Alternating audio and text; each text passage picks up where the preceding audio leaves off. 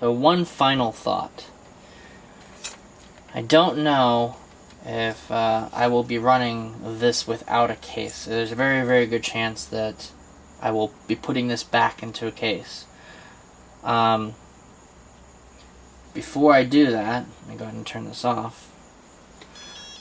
This does need to be conformal coated or somehow protected against moisture. And another important place to do that is going to be underneath the pins where the traces have been cut.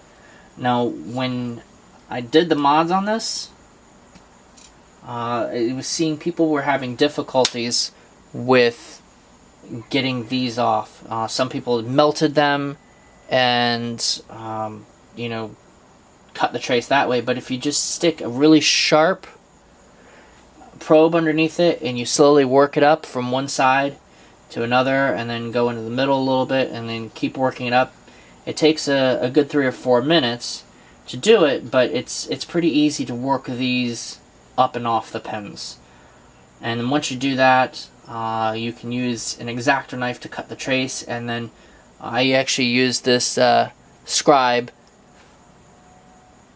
to go ahead and deepen the trace and clean it up so that I had no continuity between them.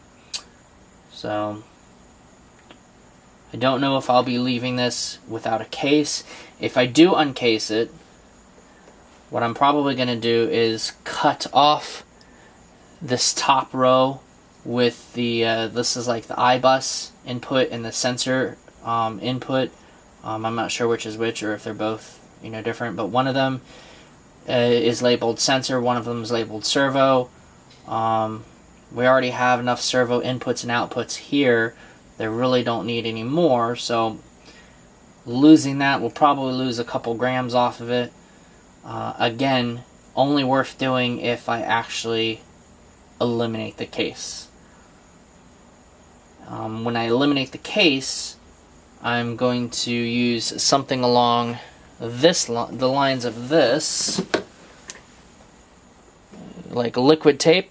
I'll probably use that to seal it up. And I think I have a clear version of this too. If not, I know I can get a clear version of this. But this stuff works awesome. And it's also just flexible enough that when you cover things like the little micro switch here with it, it's not going to inhibit the function of that switch. You're still going to be able to use that. Another thing that's probably important is to secure this wire down. Anyways, I think that about sums it all up. The actual traces and where you need to cut are detailed very well in some threads on the RC Group's website.